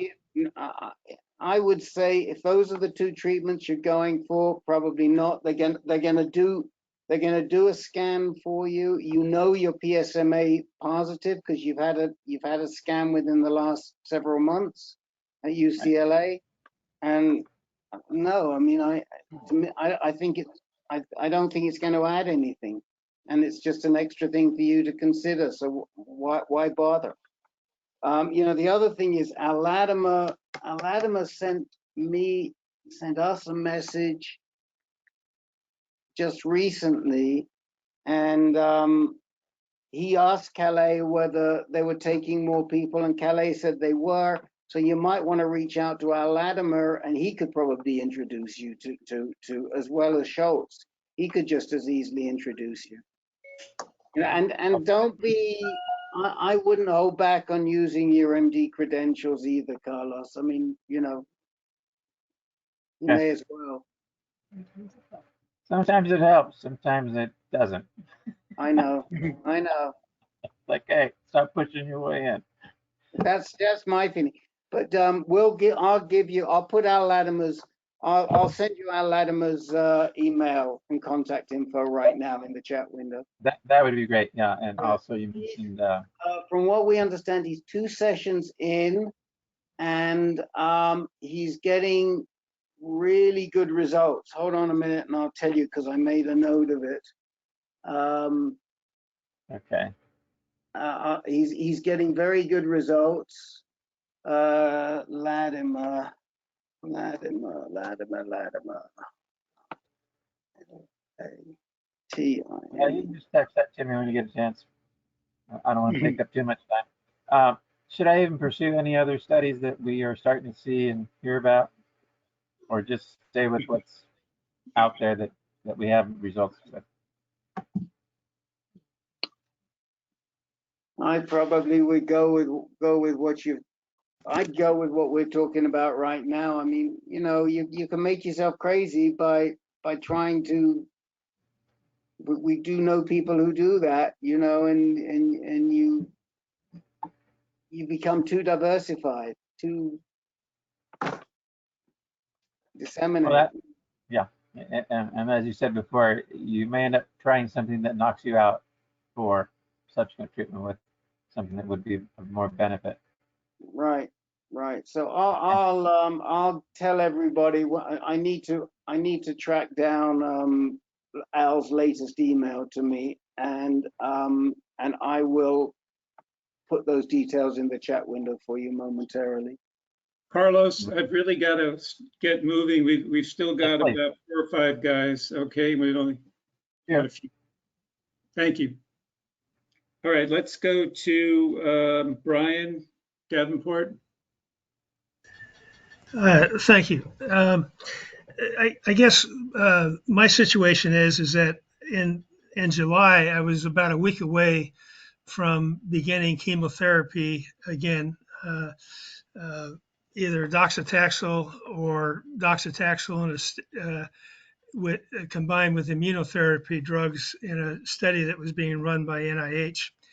The doctors got together and they said that, well, your PSA has been fairly level for the last 4 or 5 months, 4 months when you've been on enzalutamide. So let's wait and see what happens. And so I'm in that began the beginning of August, and I go the August 30th to see my oncologist, and he's going to order the other scans and whatnot. I did get a PSMA PET scan 3 weeks ago, so he has that as a tool. But my PSA from the blood test I took on Monday went up to 7.52 from what had been pretty much around 4.9, between 4.6 and 4.9 for the last 3 months or so. And the other thing that he looks at, and I haven't heard you talk about it before, is he looks at a blood test of carcino uh, embryonic. Embryonic. Yeah. And it went from May of 76 to 23 August of 168. And I actually think I had 177 in July and 117. And I don't really know what that, I know we rely in this group a lot on what the PSA is doing. It seemed like the oncologist was very interested in what was happening with this number. And so if you have some information about this carcinoembryonic marker. It's not quite as specific as other markers for cancer. It's specific for, let's say, I think it's colorectal cancer, but not so much for prostate cancer. It could be a marker for neuroendocrine or small cell prostate cancer, but it's not the best indicator for that. But, but again, back in July, he was concerned about it rising, and was another reason he thought that chemotherapy at that point to start it again.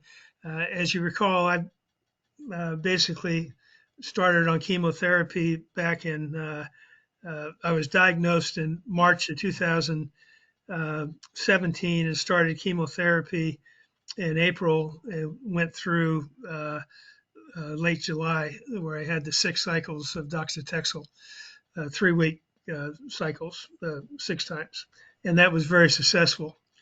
I'm waiting for lutetium, and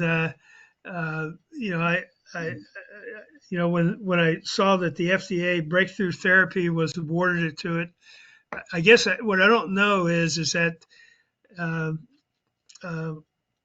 it seems like the PET scan shows that I have the markers for that, and that I would be a good candidate for that.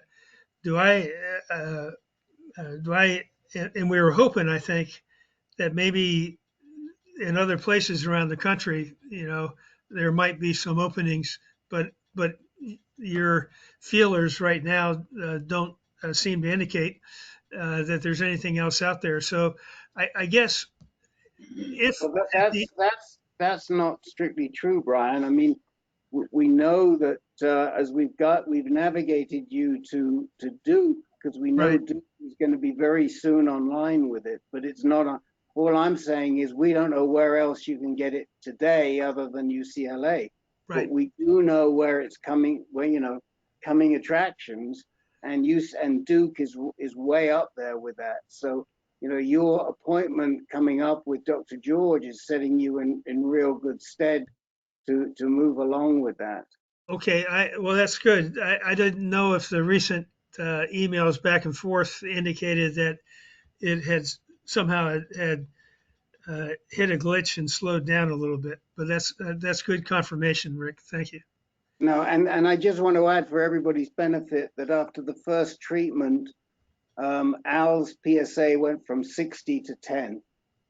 So that was a really good result for him. But sorry, Brian, go ahead. Well, I guess the question I would have is that the fact that my PSA went from 4.9 to 7.52, I'm at one time way back when it was up to 305, so to me, this is kind of still low numbers. I'm not too excited, but maybe at the end of September, I'm going to have to make a decision or delay the decision until I get that appointment with Dr. George at Duke. And that's scheduled right now for the end of October. Any thoughts on the jump in PSA and whether to consider waiting for whether consider chemotherapy again, or just put everything on hold until I can get my quarterback in place to take me through the minefields of what's left. I wouldn't be too comfortable waiting. That's a sizable increase in your PSA over a short period of time. I think you might want to have another run at the chemo since you responded so well the first time. At least get a few sessions under your belt before you see Dr. George. I think you said the end of October. Right. I mean, I wouldn't wait around and do nothing, just waiting for lutetium. But that's anybody, Herb, Rick, anybody? So Brian, I guess the issue for me, for you, was who's your quarterback at the moment? I'd have to say it's the doctor at Walter Reed, a medical oncologist, Dr. Park. Right. And right, but he's been talking in conjunction with Dr. Madden at NIH. Although I'm no longer being treated at NIH, right. I am part of the Walter Reed has a prostate cancer research center, and Dr. Madden comes over and sees patients there, and so I periodically will see Dr. Madden. So between the two of them, they're collaborating on ways forward. So I mean, does Ravi think that you should have you talked? I guess you can't. Can you talk to Ravi directly, or does it have to be? Yes, I'm sure I can. So I would ask Ravi what he thinks about chemo now versus waiting. Okay. I mean, I'm on this. I guess I'm too conservative or too jittery, which is to say that if it worked the first time and you've had something else in between, there's a significant chance it could work again.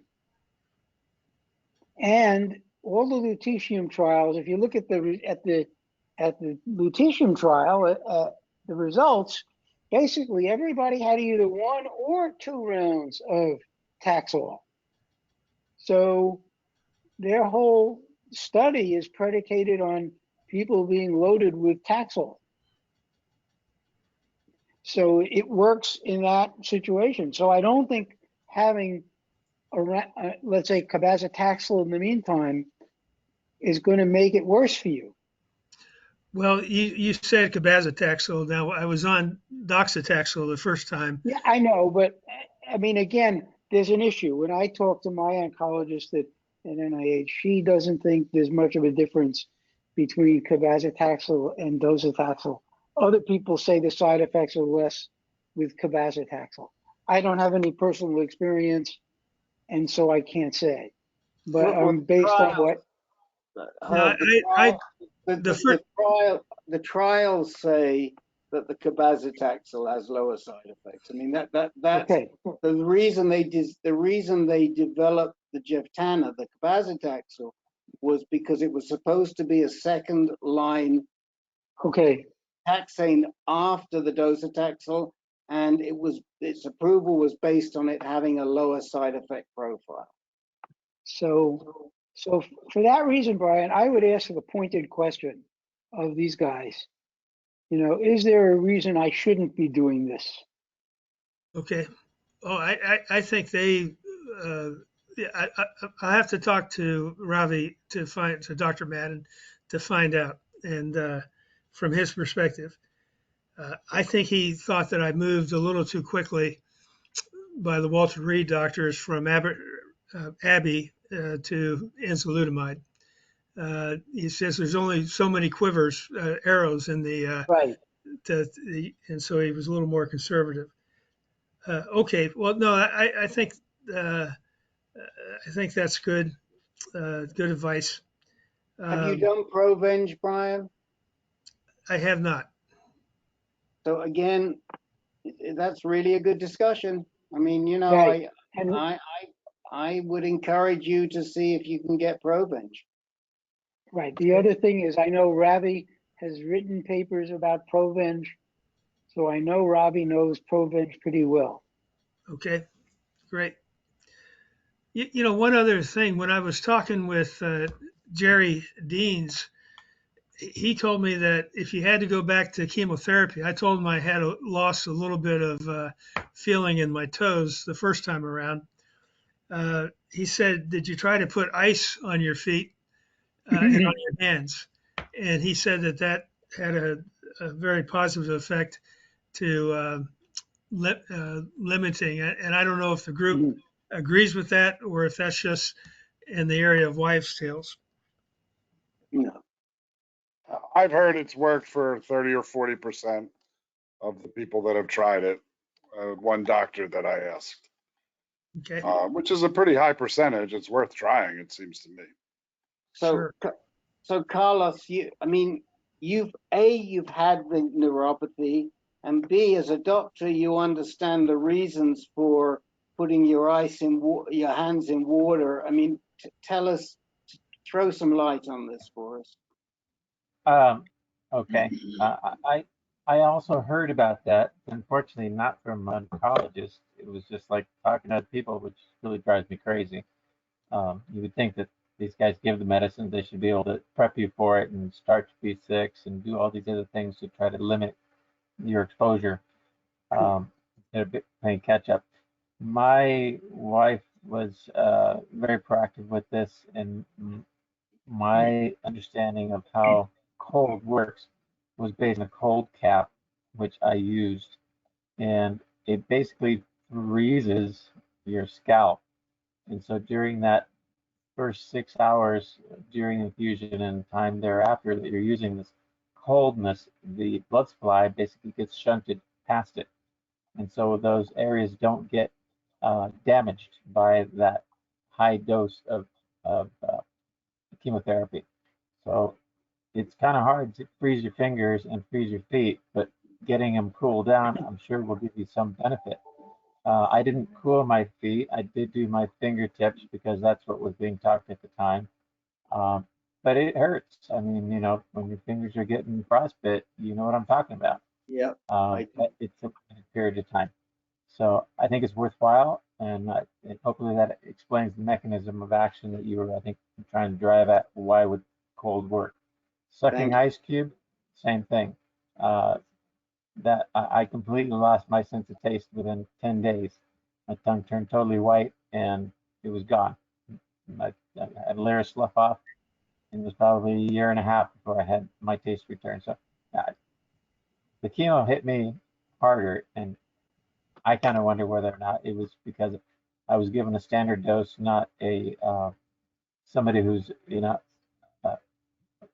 smaller size. I mean, I'm 150 pounds wet, but I think they were giving me the standard dose meant for somebody a lot bigger than me. And he did cut the dose down, but a lot of the damage was already done.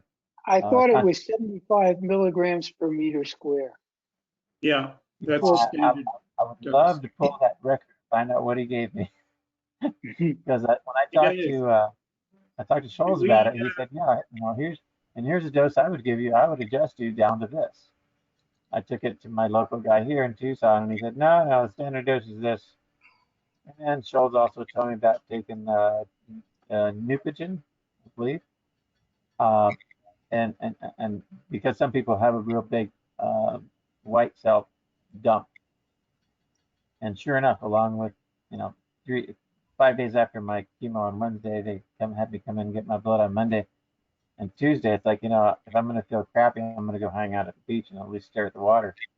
The guy calls me up saying, hey, I just need to let you know, why don't you start some Cipro so you don't get septic on. So guys, we got to move on here. I'm done, Lynn. I appreciate the comments. Okay. Thank you, Brian. Thank you, Carlos. Now, let's go to Gary Peters.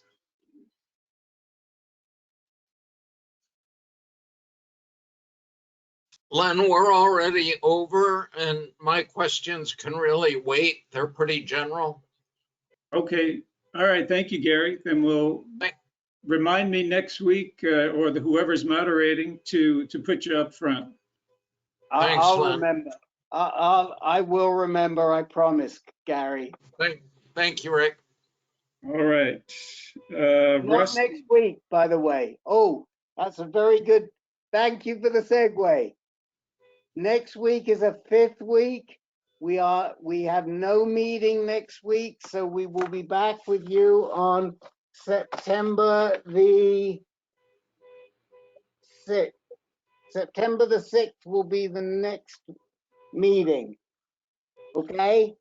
But we have a great webinar, as we pointed out, this managing your medical team.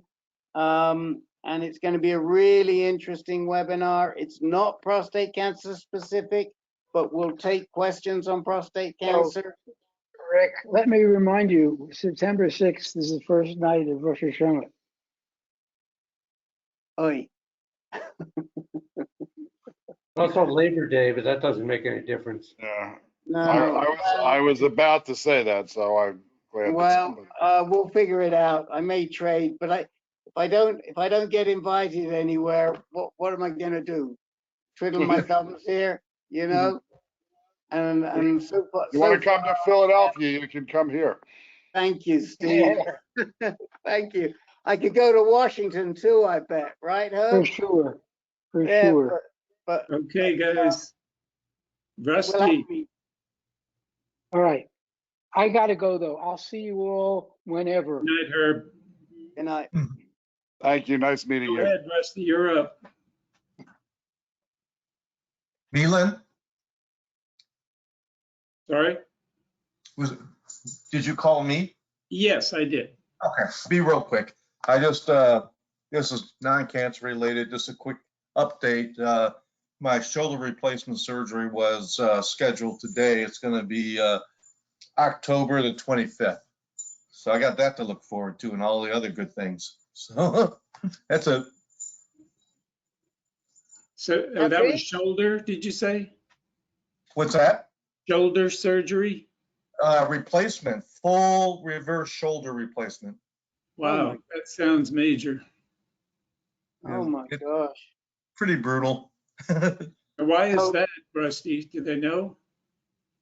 Oh, just degenerative arthritis. That it's my right arm, my throwing arm. Years of baseball, football, skateboard injuries, and just getting old.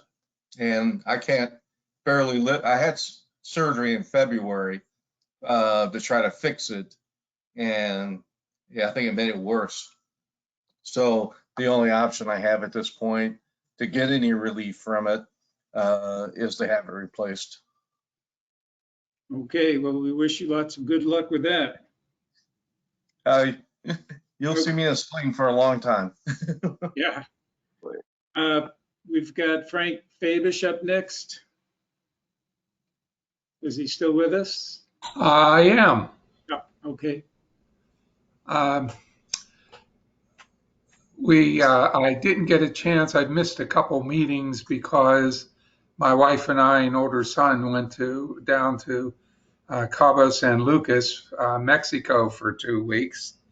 But right before I left, 2 days before, on August the 3rd, I had my second follow-up visit with my oncologist, and all continues to be well. My PSA remains undetectable. All of my labs came back where they should be. And so that's the second checkup that I've had those results. And I'm due back for my next checkup and blood work on October the 3rd. I'm still using my Gizmo, and that's helping with the hot flashes from the enzalutamide and the regualars. But I'm pleased that I made the switch to regualars.